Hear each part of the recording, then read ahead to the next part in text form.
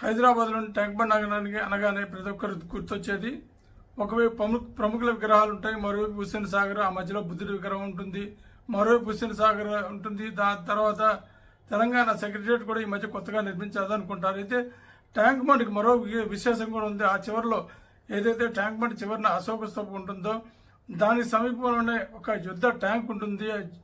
ఒక ప్రత్యేకతతో కూడిన యుద్ధ ట్యాంక్ విశేషాలు తెలుసుకోవాలంటే మనం ఒకసారి అక్కడికి వెళ్ళి చూద్దాం. ఆ ట్యాంక్ తాలూకా విశేషాలు అయితే ప్రత్యేకంగానే ఉన్నాయి. అందులో భారత్కు పాకిస్తాన్కు 1971లో దాదాపు 14 రోజుల పాటు జరిగిన యుద్ధంలో భారత్ గెలుపొందింది. ఆ గెలుపు విజయోత్సవాలు రెట్టించిన ఉత్సాహంతో వీర సైనికులందరూ ఆ పాకిస్తాన్కి చెందిన ఆయుధాలు కావచ్చు, ఇతర ఆ యుద్ధ ట్యాంకులు కావచ్చు, వాటిని అన్నింటినీ స్వాధీనం చేసుకున్నారు. అలాగే ఆ విజయాన్ని గుర్తుగా 1973లో ఆ యుద్ధంలో కీలక పాత్ర వహించిన యుద్ధ ట్యాంక్ ఏదైతే ఉందో ఆ ట్యాంకును తీసుకొచ్చి మన హుస్సేన్ సాగర్ మీద ప్రతిష్ఠించారు. ఆ ట్యాంక్ బండ్లో ప్రదర్శించారు. దాన్ని చూసేందుకు పెద్ద ఎత్తున జనాలు కూడా వస్తుంటారు, పర్యాటకులు కావచ్చు, ఇతర ఎవరైతే యుద్ధంలో పాల్గొన్న కుటుంబాలతో పాటు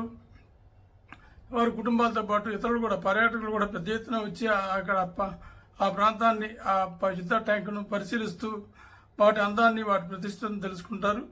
ఇప్పటిదాకా అది యువకులకు ఎవరైతే మిలిటరీలో ఉంటారో, ఆర్మీలో ఉంటారో వారందరికీ స్ఫూర్తి కలిగించేందుకు, ముఖ్యంగా యువతలో స్ఫూర్తి కలిగించేందుకు, సమరోత్సాహాన్ని నింపేందుకు అప్పట్లో జరిగిన 71లో పాకిస్తాన్కు మనకు జరిగిన యుద్ధంలో అది ఆ విశేషాలు, పరిణామాలు వివరించేందుకు, దాని ద్వారా యువత ఉత్సాహం పొందేందుకైతే యుద్ధ ట్యాంక్ ఏదైతే ఉందో అది సాక్ష్యంగా నిలుస్తుంది. ప్రస్తుతం చూసుకున్నట్టు అప్పట్లో అంతకుముందు పాకిస్తాన్, బంగ్లాదేశ్ కలిసి ఉండేవి.